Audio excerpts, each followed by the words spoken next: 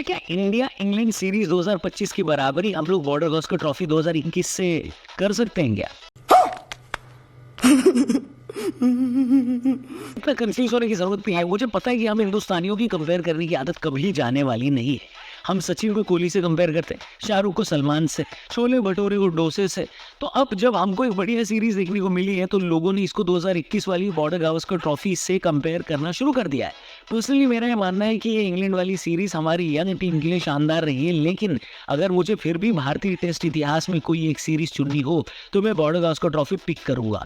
सही बात है कि उसमें चेतेश्वर पुजारा, अश्विन, रोहित शर्मा जैसे खिलाड़ी मौजूद थे, लेकिन ये मत भूलिए कि हम पहले मैच में 36 रन पर ऑल आउट हो गए थे। विराट कोहली के साथ छूट गया था। बारी बारी करके हमारे प्लेयर्स इंजर्ड होते जा रहे थे और हम इंडिया से प्लेयर भी नहीं मंगवा सकते थे क्योंकि कोविड का टाइम चल रहा था और ऑस्ट्रेलिया में क्वारंटीन रूल बहुत सख्त थे। ऐसे में एक वक्त पर तो ये नौबत आ गई थी कि हो सकता था कि रवि शास्त्री को प्लेइंग 11 में शामिल कर लिया जाए। क्या बोला तूने? फिर हम वहां पर टेस्ट सीरीज जीत गए। हालांकि इसका ये मतलब बिल्कुल नहीं है कि मैं किसी भी तरीके से इंडिया इंग्लैंड सीरीज 2025 की अचीवमेंट को कम मानता हूँ। यहाँ पर भी हमारी टीम नहीं थी और सीरीज में पीछे रहने के बावजूद हमने जबरदस्त तरीके से मैनचेस्टर टेस्ट ड्रॉ किया और ओवल टेस्ट जीता।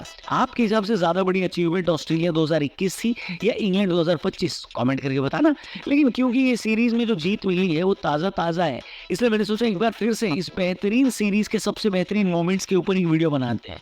ये मेरी पसंद के मोमेंट्स हैं, आप अपनी पसंद के मोमेंट्स कमेंट करके जरूर बताना। मोमेंट नंबर 1, जब हम लॉर्ड्स टेस्ट मैच में खेल रहे थे, दिन का खेल खत्म होने वाला था, सिर्फ 7 मिनट बाकी थे, अंग्रेजों ने भिंडी रोड़ा दिखाना शुरू कर दिया था। चीटिंग पर उतरा है, मैदान पर आने में ऑलरेडी देर कर दी थी ताकि कम से कम ओवर फेंके जा सके।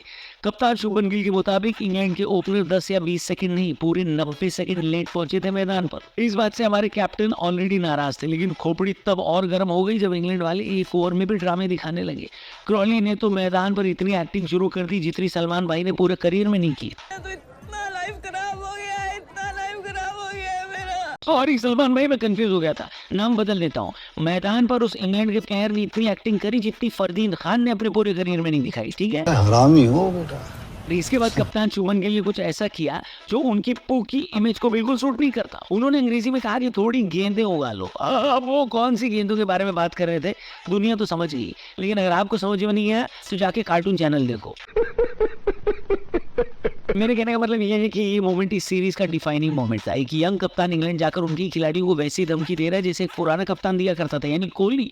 और यहीं से ये बात क्लियर होगी कि प्रिंस किंग के रास्ते पर चल पड़ा है। दूसरा मोमेंट था मोहम्मद सिराज का आखिरी गेंद पर बोल्ड मार देना। देखो लाइफ भी क्या दिन दिखाती है। लगभग 2 हफ्ते पहले सिराज लॉर्ड्स टेस्ट बचाने के लिए बैटिंग कर रहे थे, बहुत अच्छी बैटिंग कर रहे थे। बुमराह के जाने के बाद उन्होंने इतनी बढ़िया बल्लेबाजी कर दी कि रविंद्र जडेजा को उन पर भरोसा हो गया और उनको और गेंदें खेलने को मिलने लगी।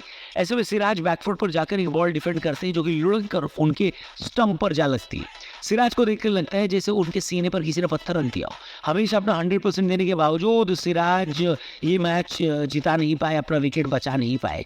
लेकिन फिर कहते हैं ना कि क्रिकेट से बड़ा लेवलर कोई नहीं है। क्रिकेट सिराज को एक और मौका देती है। सीरीज का आखिरी दिन है, इंग्लैंड को जीतने के लिए मात्र 35 रन चाहिए। पिच पर हैवी रोलर किया जा चुका है, यानी इंडिया की उम्मीदें इस रोलर के नीचे दबा दी गई हैं। लेकिन सिराज लेकर आते हैं अपना ए गेम, और एक ऐसी सीरीज में जहां पर हर टेस्ट मैच 5वें दिन तक गया है, यानी 25 दिन क्रिकेट खेलने के बाद 25वें दिन की आखिरी गेंद सिराज फेंकते हैं 143 किलोमीटर प्रति घंटे की रफ्तार से यॉर्कर, और उस एक यॉर्कर से वो लॉर्ड्स टेस्ट के दुख, दर्द, गम, तकलीफें सब धुल जाती है। इतनी खुशी मुझे। मोमेंट नंबर 3 ऐसा है जो मैच में नहीं, मैच के बाहर आया और इसके बारे में इंग्लैंड में काफी चर्चा रहेगी अगले कई सालों तक। एक वीडियो वायरल होती है जहां पर ये दिखाया जाता है कि इंग्लैंड में ओवल के चीफ क्यूरेटर ली फॉर्टिस गौतम गंभीर से झगड़ा और बहस कर रहे हैं। फिर बाद में पता चलता है कि असल में क्यूरेटर साहब नहीं चाहते थे कि इंडियन टीम से कोई भी पिच को देखे या फिर उसके नजदीक भी जाए। ऐसे में गौतम गंभीर उनको दिल्ली वाली डोज दे देते हैं। इस मामले में क्यूरेटर साहब की हिपोक्रेसी निकलकर सामने आती है जब उनकी ही पुरानी फोटो वायरल होती है जहां पर वो मैच से पहले पिच के बीच में खड़े दिखाई देते हैं। ये सब क्या देखना पड़ रहा है? अच्छा है मैं अंधा हूँ। यानी गंभीर सही थे, लेकिन इंटरनेशनल मीडिया को ये बात पसंद नहीं आती। खासकर इंग्लिश मीडिया गंभीर के बारे में काफी उल्टा सीधा लिखती है। लेकिन लिखते रहो, अपनी गंभीर भाई तो फ्लाइट पकड़कर वापस भी आ गए हैं और उसी पिच पर टेस्ट मैच जीत कर दिखा भी दिया है जो तुम नहीं चाहते थे कि हम जीते। क्या समझे? मेरे हिसाब से ये 3 मोमेंट्स इस सीरीज के बेस्ट मोमेंट्स हैं। आपके हिसाब से इस सीरीज का सबसे मेमोरेबल मोमेंट कौन सा था? कमेंट करके जरूर बताना और इस चैनल को भी सब्सक्राइब करना। जल्दी मिलते हैं। Thank you for watching. Good bye. जय हिंद।